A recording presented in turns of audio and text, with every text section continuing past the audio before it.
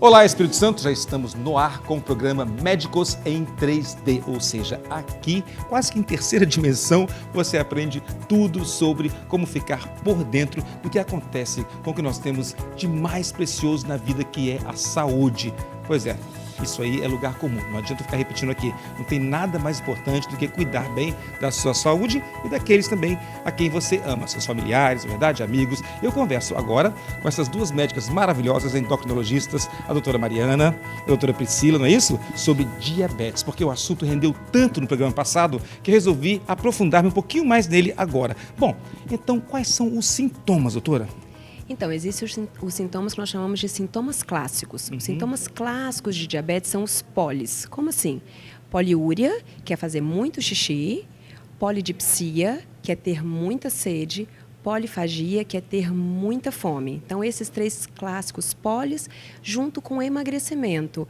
O que acontece? Falando numa linguagem bem leiga, o sangue está cheio de açúcar, né? E aí o organismo tenta colocar esse açúcar para fora. Então, o paciente vai fazer muito xixi, porque ninguém faz xixi de pedrinha de açúcar. Mas não era para ele engordar, então, já que o sangue está cheio de açúcar? Então, olha só. Daí, faz muito xixi para tentar eliminar o açúcar, e daí tem muita sede porque desidratou.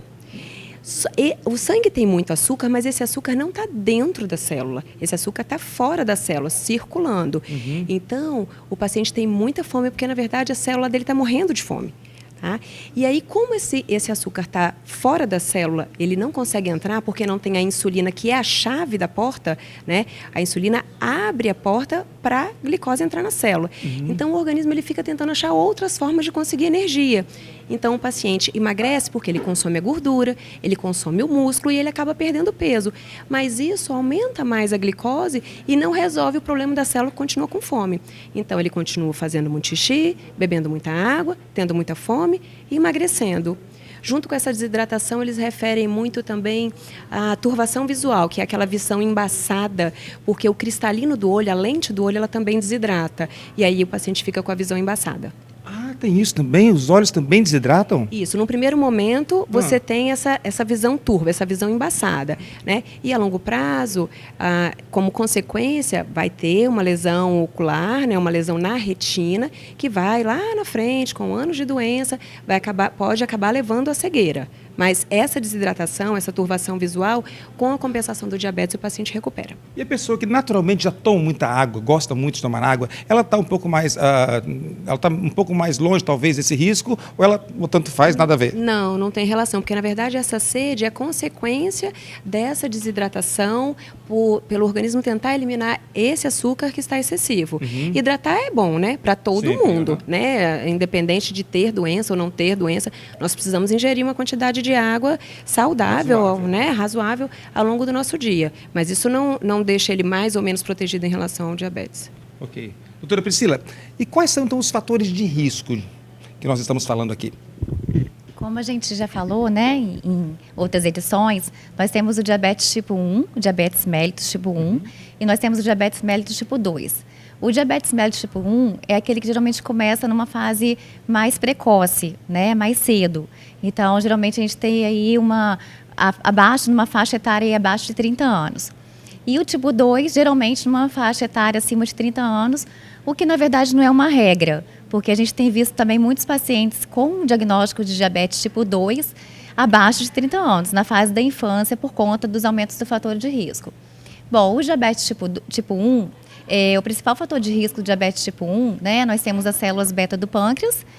O nosso pâncreas produz, né, por essas células beta, um hormônio chamado insulina.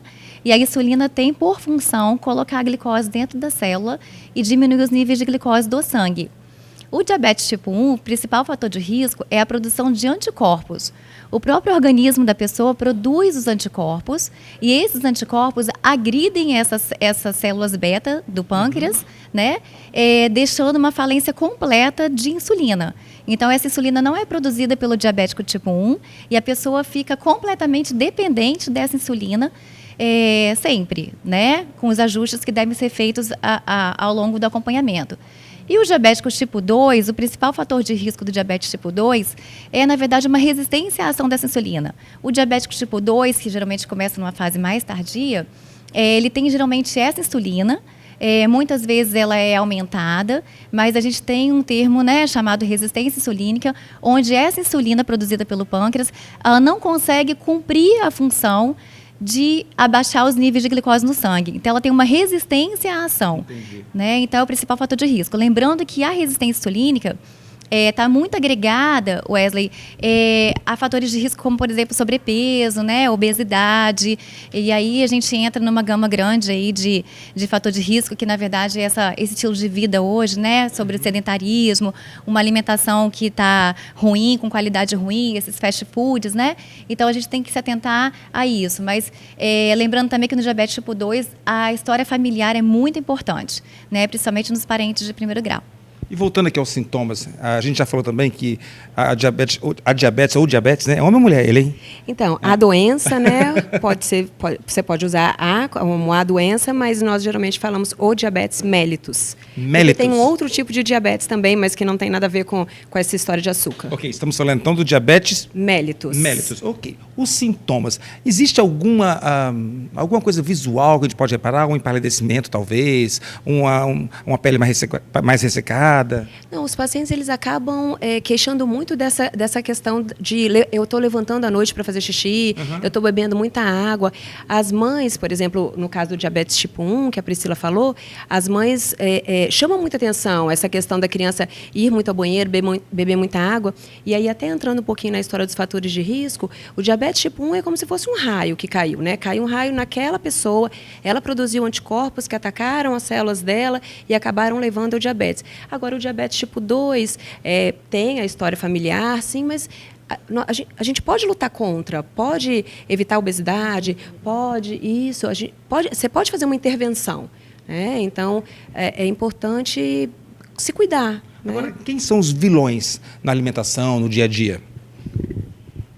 Geralmente essa alimentação mais prática e rápida, né, com essa correria doida do dia a dia, com essas facilidades de fast food, a gente vê muito isso, a gente não vê as pessoas se alimentando como se alimentavam antes, né? Então, assim, dificilmente a pessoa para poder fazer uma refeição correta, com tranquilidade, né? Então, assim, acaba optando pelo mais fácil. E geralmente os mais fáceis, assim, são os carboidratos, né? Os carboidratos simples, que geralmente fazem um ganho de peso e, como consequência, acaba aumentando a insulina e gerando, no caso, o diabetes. Gordura também?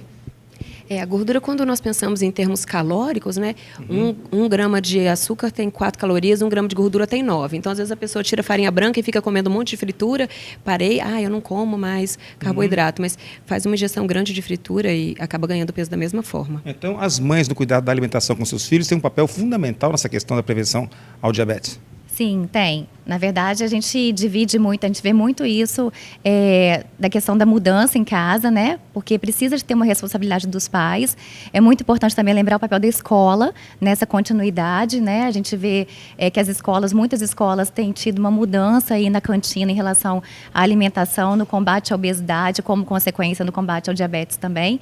Então, assim, tem que estar a família dando incentivo e também a escola, né? E lembrando, assim, que o pai, a mãe que querem incentivar a criança, eles também têm que mudar o hábito, né? Porque assim, você vai chegar e você vai exigir que a criança mude, mas aí você não muda. Como é que fica, né? Porque vai chegar uma hora que ele vai questionar. Bom, eu tenho que comer saudável, eu tenho que comer verdura, eu tenho que comer fruta, mas você não come, né? Então, assim, dar o exemplo para os filhos, né? Já estimular desde cedo a atividade física, né? Estimular, assim, fazer uns pratos coloridos, né? Estimulando comer coisas vermelhas, coisas verdes, coisas saudáveis, desde a infância, sabe, Wesley? Assim, porque a gente vê o diabetes, então, crescendo de uma forma assustadora. E desde a infância mesmo, né? Então, a gente tem que mudar hábito e essa mudança de hábito começa dentro de casa, com pai e mãe. Muito bom. E no próximo bloco eu vou falar sobre as consequências de tudo isso. Gente, olha, não quero fazer terrorismo antecipado não, mas esse negócio é feio, viu? Vai desde amputação, cegueira, até ficar impotente. Pois é. No próximo bloco, tá?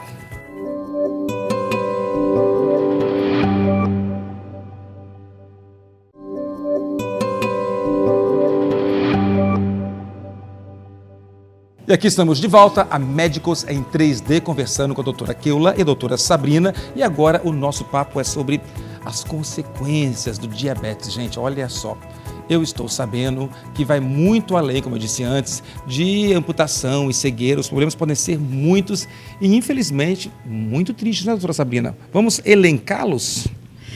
São muitas as consequências, né? Uma das piores fatos do paciente ser diabético é esse. Então, a gente sempre em consultório, eu sempre faço questão de lembrar, né? Olha, você está diabético. Eu até deixo claro para o paciente que ficar diabético não é um problema. Muitas vezes é até uma solução, porque a pessoa, ela está com aquele estilo de vida ruim.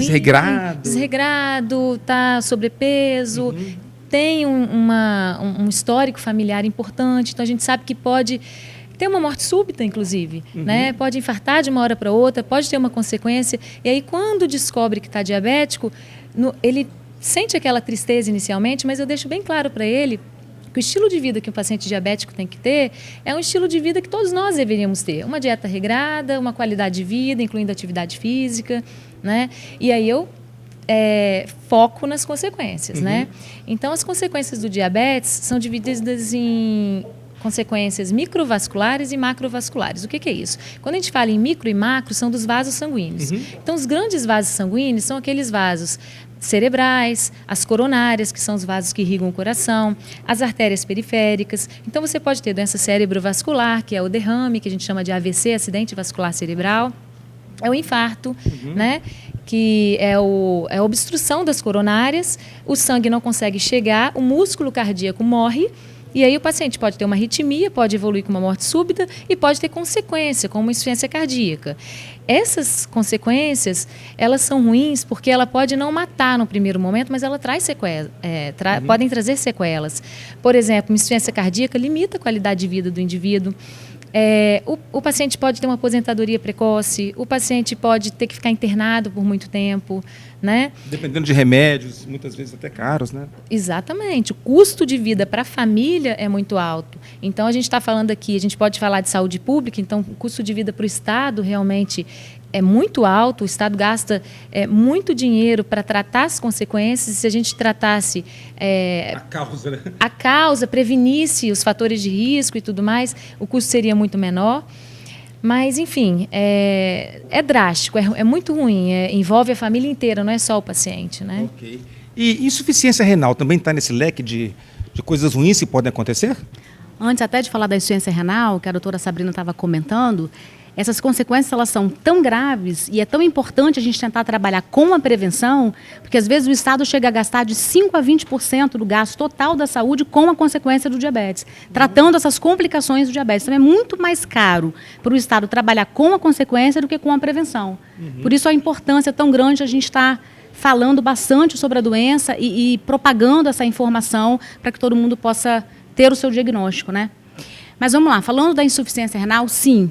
A resposta é sim. Insuficiência renal é uma das graves consequências de diabetes e isso muda muito a vida do paciente, muito mesmo, porque assim, no começo o paciente vai ali trabalhando com a dieta, com a medicação, com o controle da hipertensão, diminuindo o tabagismo ou até parando, que seria o melhor, que é um dos fatores de risco também.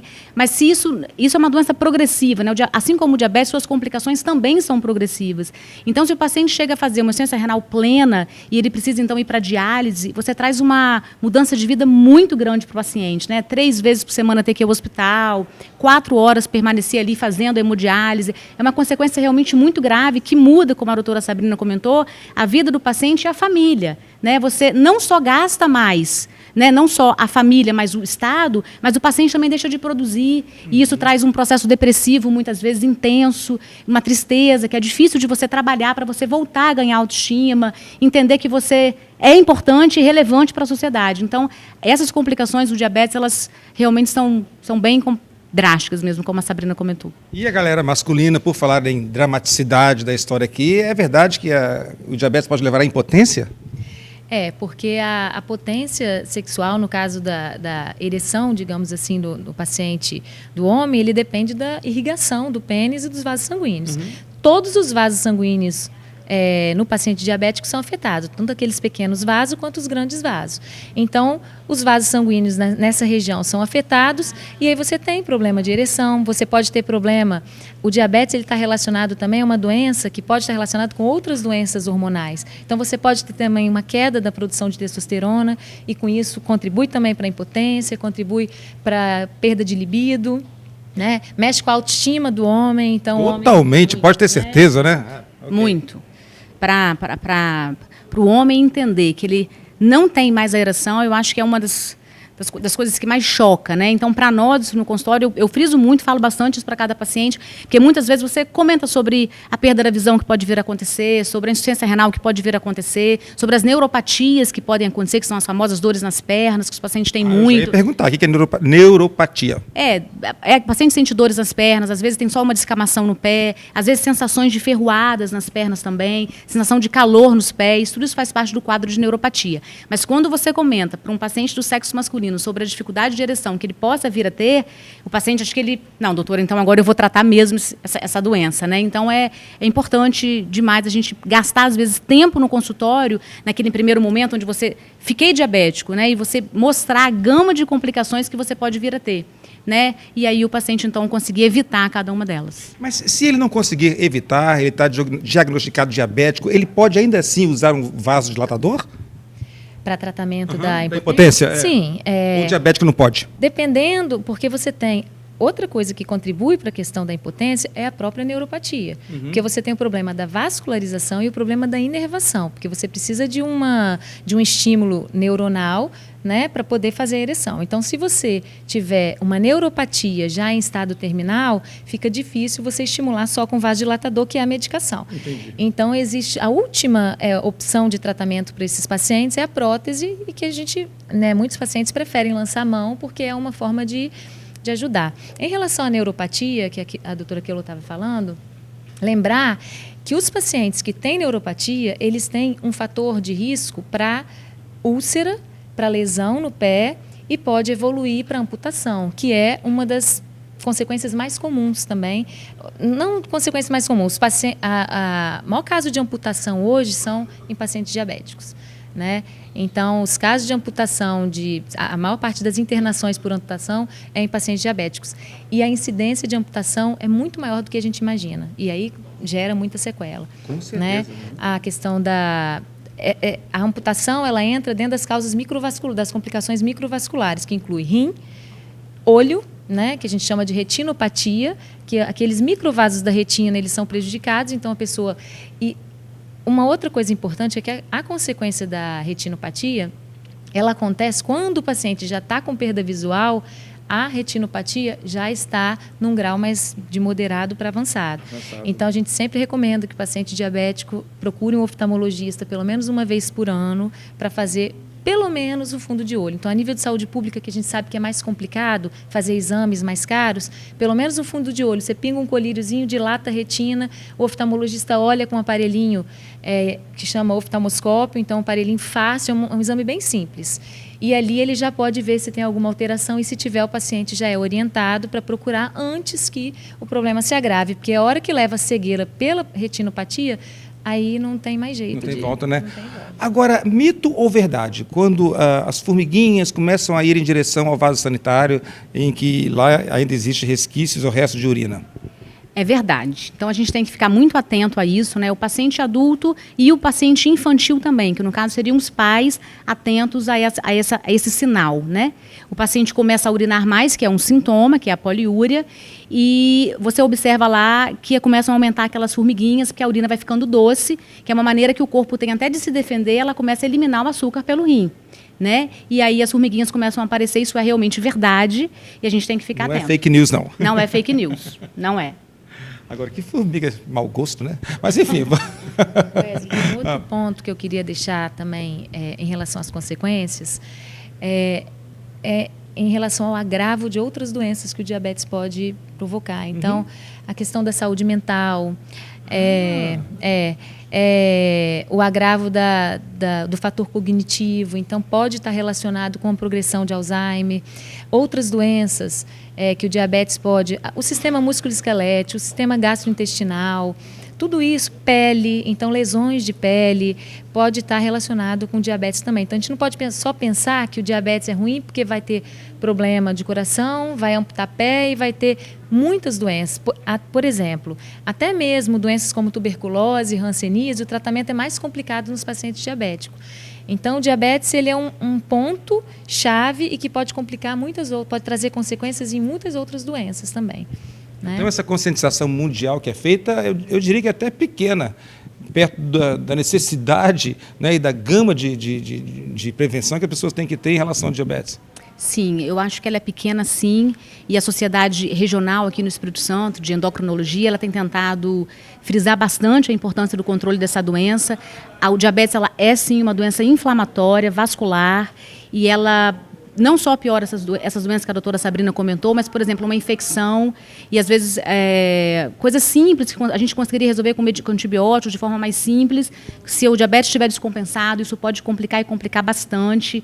Quero deixar também aqui um recado importante para as mulheres, né? Porque as mulheres, além de que gostam de fazer as unhas, que estão lidando com a vaidade no seu dia a dia, cuidado com os pés, porque assim, às vezes você ficar mexendo muito nas unhas dos pés, isso pode trazer a famosa unha encravada, e essa unha pode se complicar bastante, vira uma infecção grande e que pode gerar então aquela amputação que a gente comentou, que é uma das principais complicações do diabetes. Outro sintoma importante que a mulher pode ter é a monilíase, né? Então a candidíase é muito importante, a mulher tem que ficar atenta com os sintomas do prurido vaginal. Então são coisas simples que a gente consegue às vezes até fazer um diagnóstico de diabetes, quando essa infecção ela se repete, né? Infecção fúngica provocada, né, pelo fungo. Então assim, vamos ficar atento aos sintomas para que a gente possa diagnosticar isso da melhor maneira possível e mais precoce possível também para a gente evitar essas complicações que a gente comentou.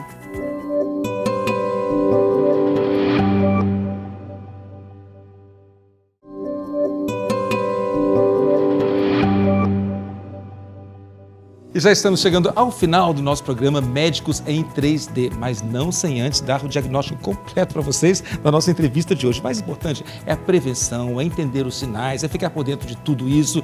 E por falar em sinais e prevenção... Então, na verdade, a maior parte dos diabéticos é assintomático, né? Eu conversei sobre polidipsia, poliúria, polifagia, que eu expliquei, né, todos esses termos, mas a maioria dos pacientes é assintomático. Então, aquele check-upzinho eventual é muito importante. Então, os sinais não são tão óbvios assim? Não, não são. A maioria absoluta é assintomática. É claro que quando começou a fazer muito xixi, beber muita água, levantar à noite para fazer xixi, perder peso sem motivo, ficar atento e procurar o médico, porque precisa ser avaliado. A luz amarela ligou, né? Isso, mas o check-up, fazer uma glicemia ao ano é interessante para poder ter o diagnóstico, né? Um dado muito interessante é que muitas pessoas, quando recebem um diagnóstico, já têm a doença até há 7 anos.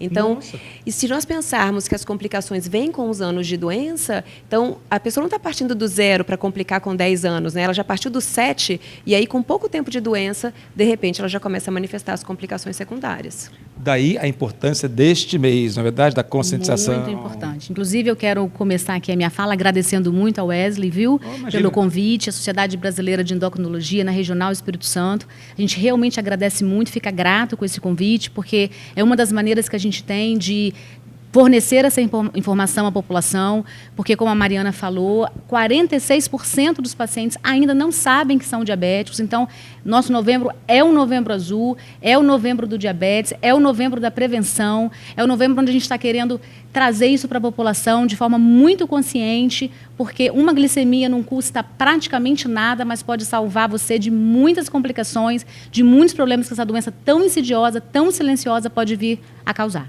Então acertei na roupa, novembro azul, né? Acertou. E o novembro azul é mundial. No dia 14 de novembro é o dia mundial, né, de conscientização, de combate ao diabetes, de atenção ao diabetes. É no mundo inteiro. O símbolo, inclusive, dessa campanha mundial é um círculo, né, para mostrar a união mesmo, né? E esse círculo é azul. Então, o outubro é rosa e o novembro é azul. É azul. Ok, gente. Muito obrigado, então, pela participação de vocês mais uma vez. Tem sido um prazer aprender aprender mais com vocês. Eu tenho certeza que você que está em casa também adorou a entrevista de hoje, porque ela trouxe conhecimento. E conhecimento é o que liberta, não é verdade? Até de problemas de saúde. Então, gente, chegamos ao final. Muito obrigado à arquiteta Letícia Finamori, que assina este belo ambiente aqui na Casa Cor, que nos cedeu esse ambiente para fazermos essa entrevista, tá bom? A Casa Cor também está linda. Beijão e até a próxima.